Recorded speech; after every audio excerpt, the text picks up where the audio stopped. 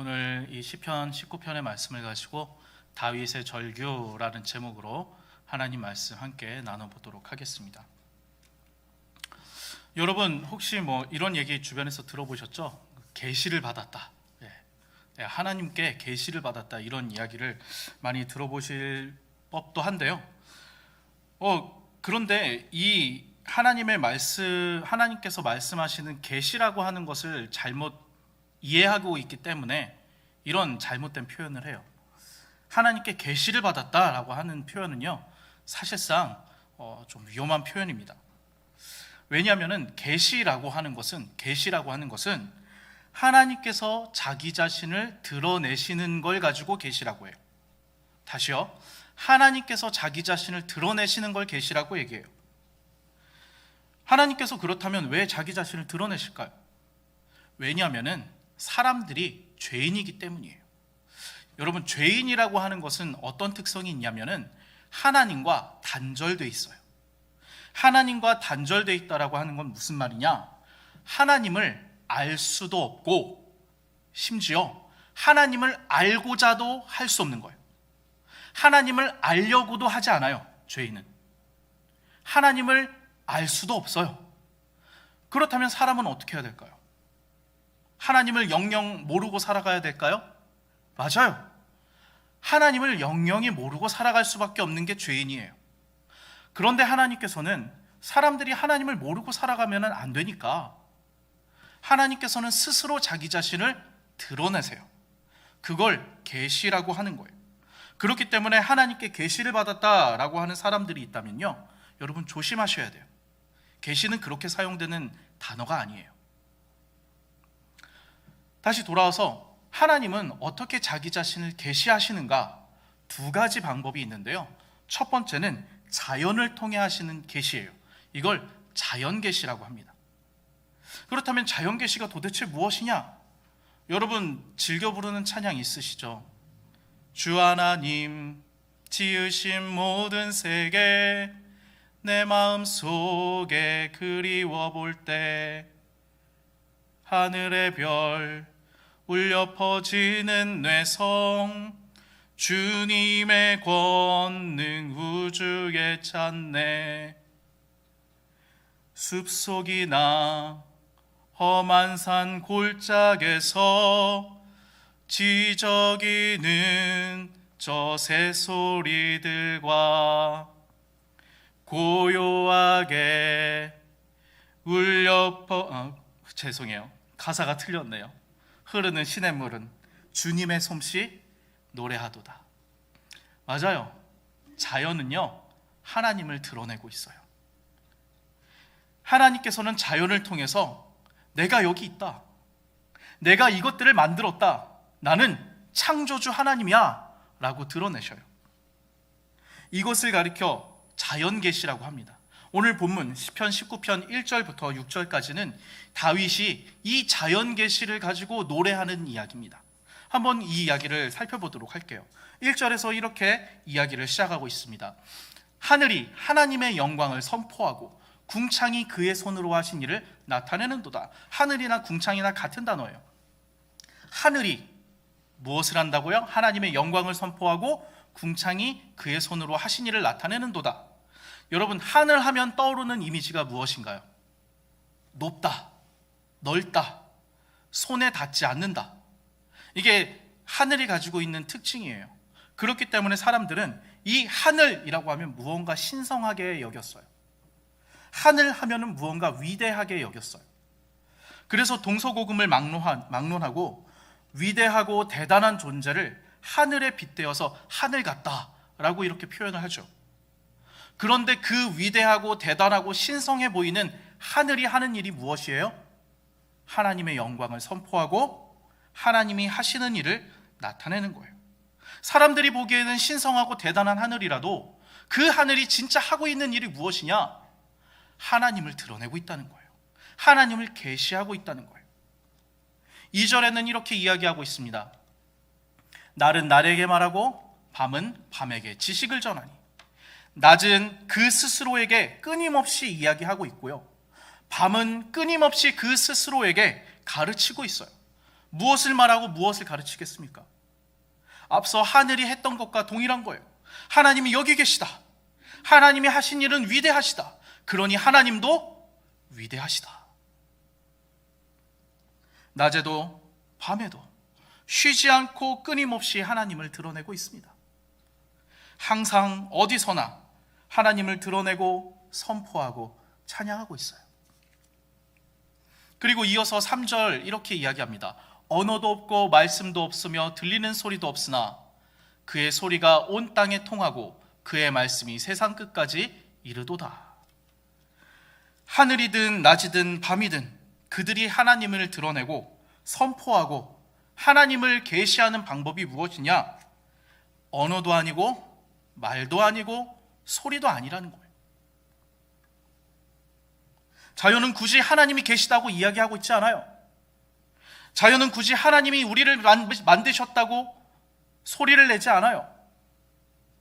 그럼에도 불구하고 4절 전반부에는 무엇이라고 얘기해요? 그의 소리가, 하나님의 소리가, 혹은 자연의 소리가 온 세상에 통하고 그 말씀이 온 세상의 끝까지 이른다. 그렇다면 자연 만물은 언어도 말도 소리도 없이 하나님을 드러내고 선포하고 어떻게 찬양하고 있을까요? 그것을 4절 후반부에 있는 하나님이 만드신 한 피조물을 가지고 이렇게 이야기하고 있습니다. 바로 이 구절이에요. 하나님이 해를 위하여 하늘의 장막을 베푸셨도다. 해, 태양을 말하는 거죠. 하나님께서 태양을 위해 장막을 베푸셨어요. 하늘에. 여러분, 장막이 뭐예요? 텐트죠. 이스라엘 사람들에게 텐트라고 하는 것은요, 그냥 우리가 이야기하는 캠핑 갈 때 그 텐트가 아니라 거주하는 곳이에요. 살아가는 곳이에요. 하늘이 바로 이 태양이 살아가는 곳이에요. 근데 그 하늘이 태양이 살아가는 곳이라고 정해주신 분이 누구다? 하나님이 그걸 정해주셨다고 이야기하고 있어요. 그렇다면 이 태양을 다윗은 어떻게 묘사하고 있습니까? 5절에서 이렇게 표현합니다. 해는 그의 신방에서 나오는 신랑과 같고 그의 길을 달리기 기뻐하는 장사 같아서. 신랑이 신방에서 나오는 모습을 가지고 태양을 표현하고 있어요. 신랑이 사랑하는 신부와 첫날밤을 보내어 기쁨과 행복이 가득한 상태를 빗대어서 이야기하고 있습니다. 여러분, 이것보다 행복한 사람이 어디 있겠습니까? 이것보다 기쁨이 충만한 사람이 어디 있겠습니까? 기다리던 사랑하는 사람과의 결혼, 그리고 그 결혼 다음에 있는 그 첫날 밤을 지내고 사랑하는 사람과 행복감과 그 기쁨이 충만한 상태에서 그 방을 나섰을 때 그 신랑의 모습이 얼마나 아름답고 활기차고 당당해 보이겠습니까? 다윗은 그런 모습이 바로 태양의 모습이라고 얘기하고 있어요. 행복한 모습, 기뻐하는 모습. 그리고 또 무엇이라고 얘기하고 있습니까? 그의 길을 달리기 기뻐하는 장사 같다. 여러분, 장사는 어떤 사람이죠? 힘이 세고 힘이 가득한 사람을 장사라고 이야기해요. 그런데 이 힘이 세고 힘이 가득한 사람인데 자신에게 맡겨진 그 일을 기뻐하는 사람이에요. 그 일에 대한 지식도 있고요, 그 일에 대한 숙련된 기술도 있고요, 그 일에 대한 이해도 있고요, 그 일에 대한 경험도 풍부해요. 그런데 거기다가 그 일을 하는 걸 너무너무 기뻐하고 즐거워해요. 그 일에 대한 효율과 결과가 얼마나 극대화되겠습니까? 그래서 어떻게 해요? 하늘 이 끝에서 나와서 하늘 저 끝까지 운행하며 그의 열기에서 피할 자가 없도다. 하나님께서 태양을 위해 마련해 주신 그 태양의 자리, 하늘 이 끝에서 나와서 저 끝까지 가는데 기뻐하며 행복하며 힘이 넘치게 달려가는 거예요. 그 결과 어떻게 되는가?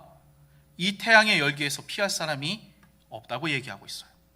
단순히 태양 때문에 따뜻하다라는 이야기가 아니라 이 태양의 하나님에 대한 선포, 하나님에 대한 찬양에 모든 사람들이 이해하고 인정할 수밖에 없게 된다는 거예요.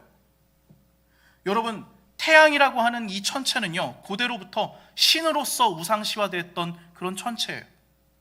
하나님을 모르고 심지어 하나님을 부정하는 사람이라고 할지라도 하나님께서 창조하신 이 태양을 부정할 수는 없어요.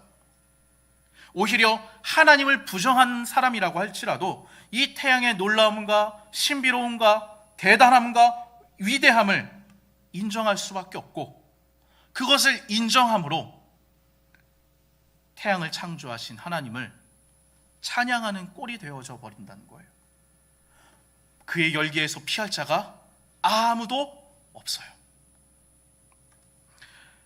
여러분, 자연이 하나님을 드러내는 방법이 무엇이었습니까? 자연이 하나님을 드러내는 방법, 하나님이 태양을 위해 베푸신 그 장소에서 하나님이 주신 그 일을, 이 끝에서 나와 저 끝까지 가는 그 일을 기뻐하고 즐거워하고 행복해함으로 한치의 흐트러짐도 없이 하나님의 뜻을 그대로 이행하는 걸 통해서 하나님이 계시다, 하나님이 나를 창조하셨다, 나뿐 아니라 온 세상의 모든 것들을 창조하셨다, 하나님은 창조주이시다 라고 드러내고 가르친다는 거예요. 그 결과 모든 이들이 이 태양의 열기에서 피할 수 없듯이 모든 존재가 하나님의 영광을 자기도 모르는 사이에 찬양한다는 거예요. 여호와 하나님은 아닐지언정 하나님을 부정하고 모르는 사람이라도 자연을 보고 대단하다, 위대하다 이야기하잖아요. 이것이 바로 자연 계시예요.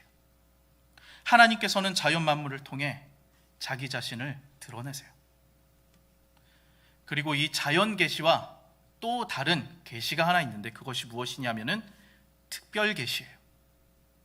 자연 계시는 하나님의 존재와 하나님이 창조주 하나님이라는 걸 드러냈다면, 이 특별 계시는 하나님의 인격적인 부분이요. 무슨 말이냐? 하나님은 역사의 주관자이시다. 하나님은 모든 왕들의 왕이시다. 하나님은 구원하시는 하나님이시다.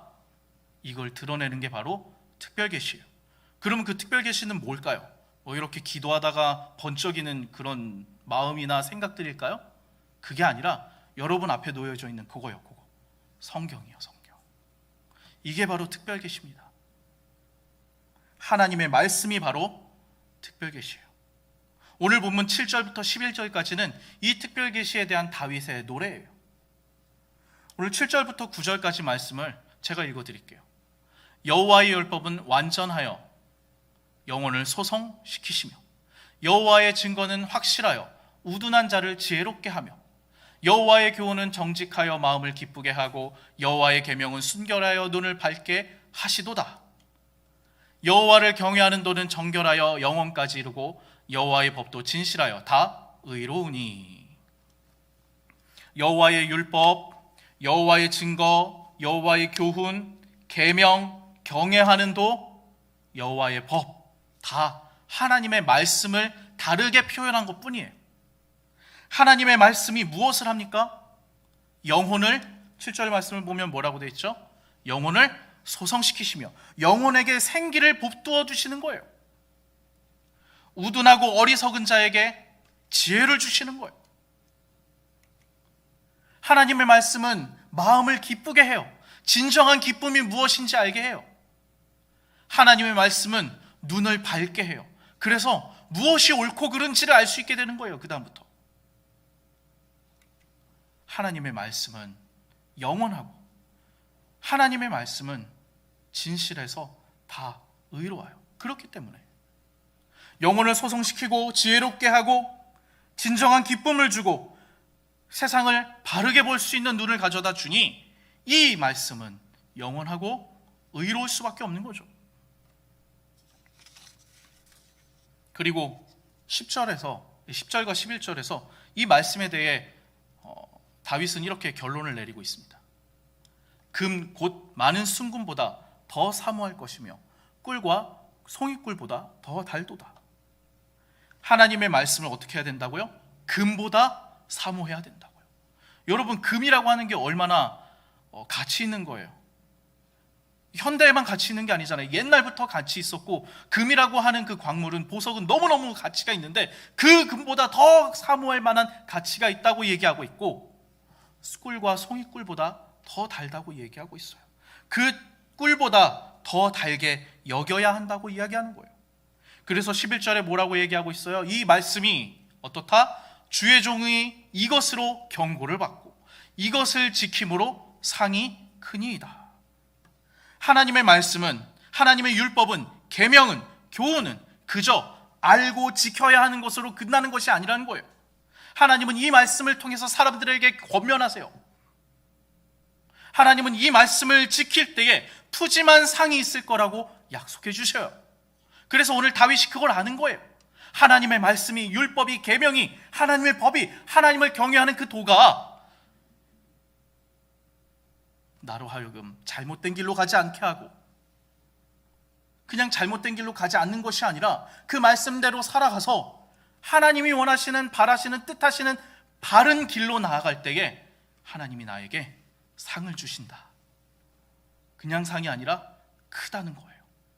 푸짐한 상을 주시겠다고 약속하셨다.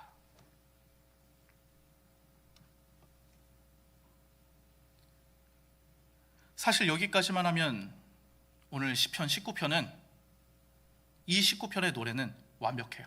딱 여기서 끝나면 돼요. 자연 계시를 노래했고요, 특별 계시를 노래했어요. 자연을 통해 하나님이 드러나시는 것을 노래했고, 하나님의 말씀을 통해서 드러나는 것을 노래했어요. 그런데 오늘 시편의 저자 다윗은 이 시편을 여기서 그치지 않고 다음 이야기로 넘어가고 있습니다.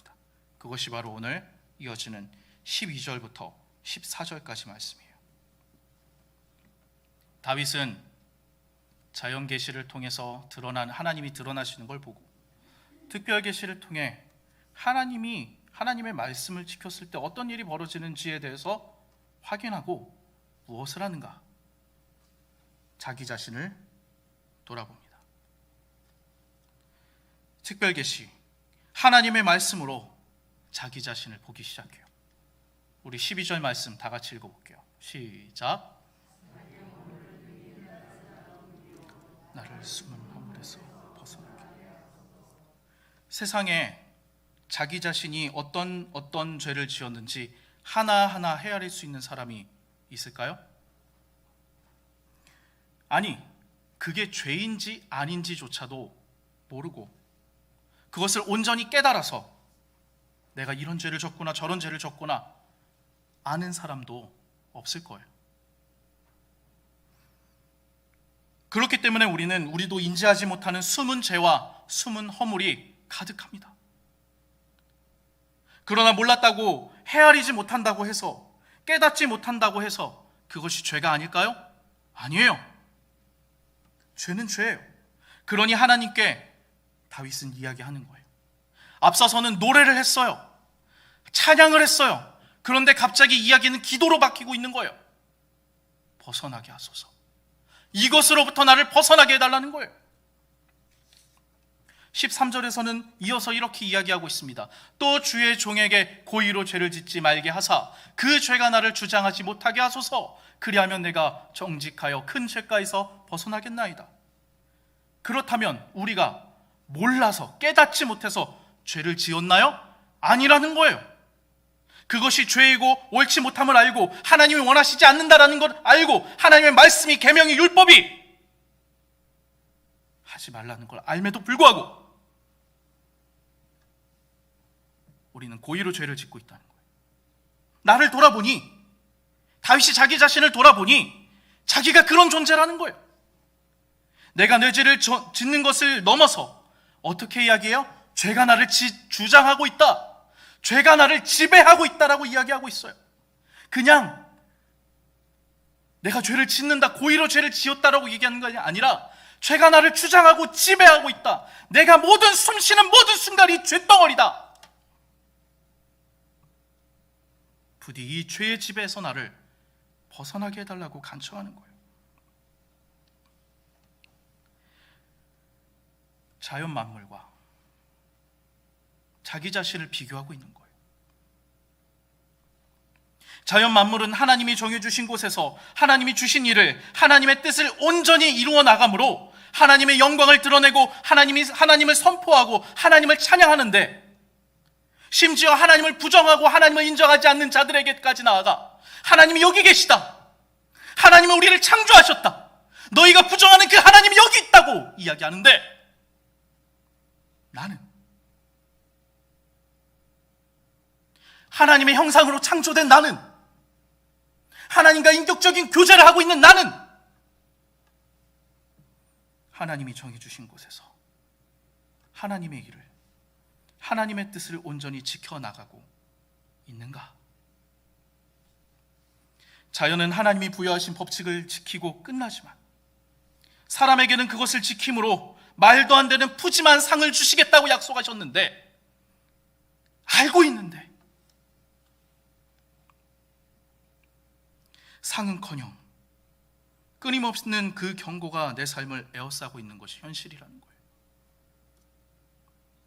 저 지성도 지혜도 없는 것들도 자신들에게 주어주신 그 법칙을 따라 온전히 이루어 나감으로 하나님의 영광을 드러내는데, 하나님의 형상으로 창조되어 하나님의 지혜와 지식을 일부라도 공유하고 있는 내가,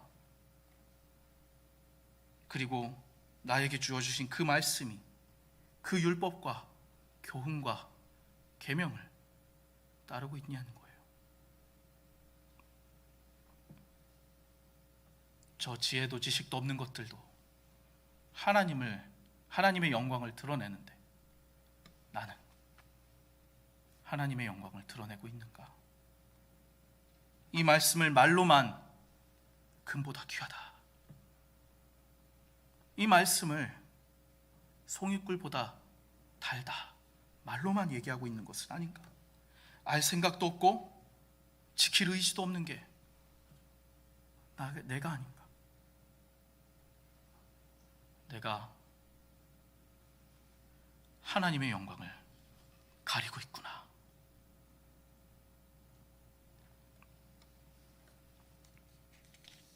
이것이 죄악된 인간의 한계예요.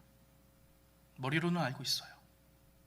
이 말씀이 금보다 귀하다는 것, 송이꿀보다 달다는 것, 이 말씀이 우리의 죄를 지적하고 경고하여 우리로 바른 길로 가게 한다는 것, 그 길을 따라 살아간다면 하나님께서 주시는 형통이 있다는 것, 아니 그 형통을 넘어서 상이 있다는 것도 알고 있어요. 그런데 내가 죄의 노예가 되었기에 이 말씀을 멀리 할 수밖에 없게 되었다는 거예요. 그래서 이 시편을 통해 다윗은 노래하다가 너무나도 내가 처량해서, 내가 너무나도 비참해서 노래를 그치고 기도하기 시작하는 거예요. 나를 숨은 허물에서 벗어나게 하소서. 나를 고의로 죄를 짓지 말게 하사 그 죄가 나를 주장하지 못하게, 지배하지 못하게 하소서. 그렇다면 내가 그 죄에서 벗어날 수 있습니다. 그리고 이어지는 14절이 다윗의 마지막 기도의 내용이에요. 우리 다 같이 한번 읽어보도록 하겠습니다. 시작.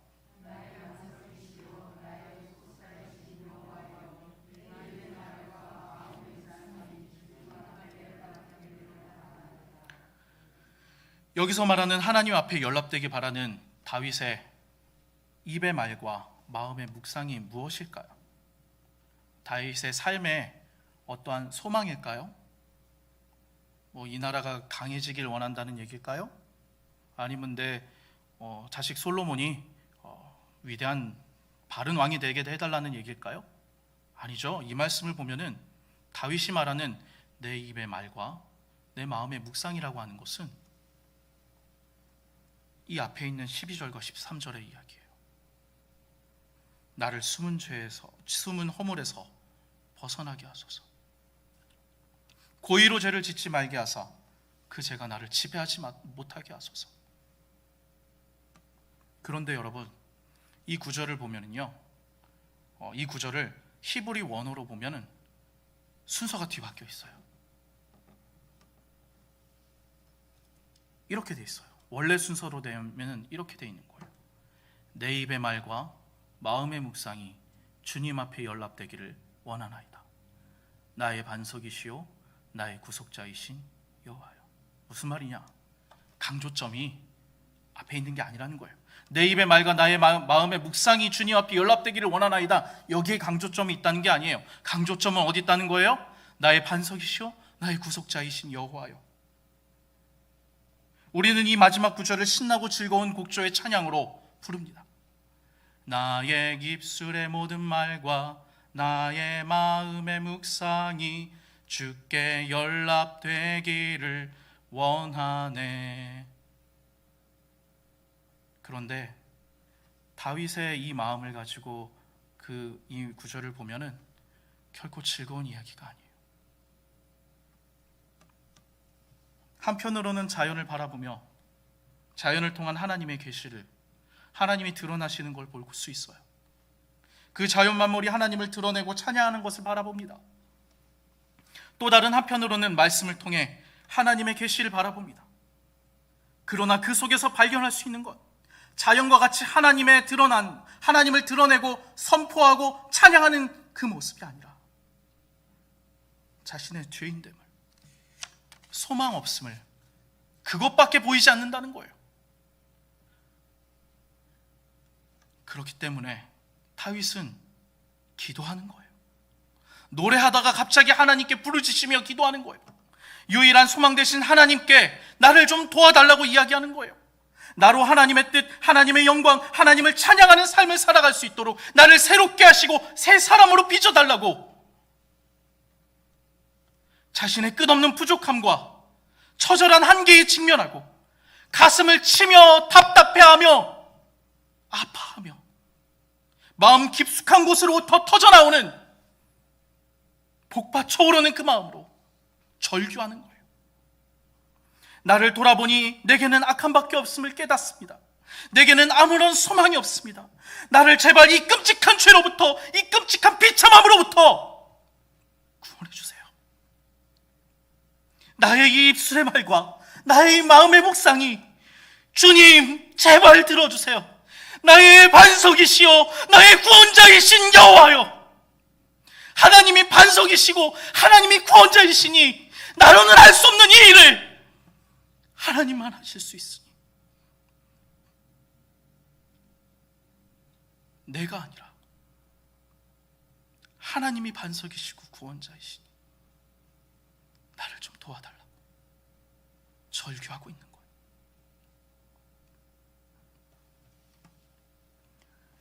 말씀을 맺겠습니다. 여러분 일주일 동안 어떠한 삶을 살아오셨습니까?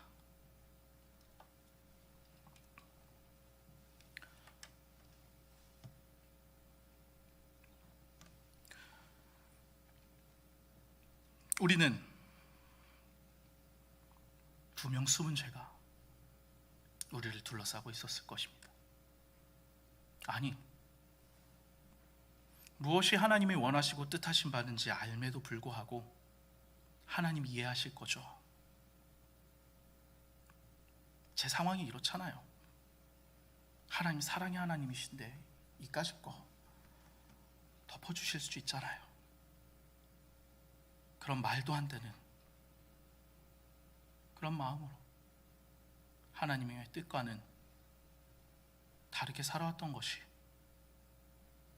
여러분과 저의 모습은 아니었습니까?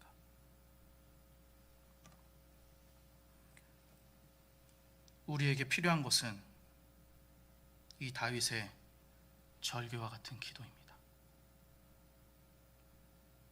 시편은 이상한 성경이에요. 다른 성경들은요, 하나님께서 사람들에게 주셨어요. 말씀을 하나님이 주셨다고요. 그런데 이 시편은요, 시편이라고 하는 성경은요, 하나님이 말씀을 주셔서 기록한 게 아니에요. 내 삶 속에서, 나를 둘러싼 상황 속에서 하나님을 발견하고 하나님을 향해 기도하고 노래했을 때 하나님이 그 기도와 노래를 들으시고 이게 내 뜻에 완벽하게 부합해 라고 하시며 다시 우리들에게 하나님의 말씀으로 내려주신 거예요. 무슨 말이냐? 이 다윗의 절규가 하나님의 뜻이라고요. 이 다윗의 절규가 하나님 앞에 우리의 자세라고요. 부디 오늘 말씀을 들은 저와 여러분이 다시금 다윗과 같이 가슴을 치며 마음 깊숙한 곳으로부터 복받쳐 올라오는 터져나오는 심정으로 하나님께 기도합시다. 나를 이 숨은 허물에서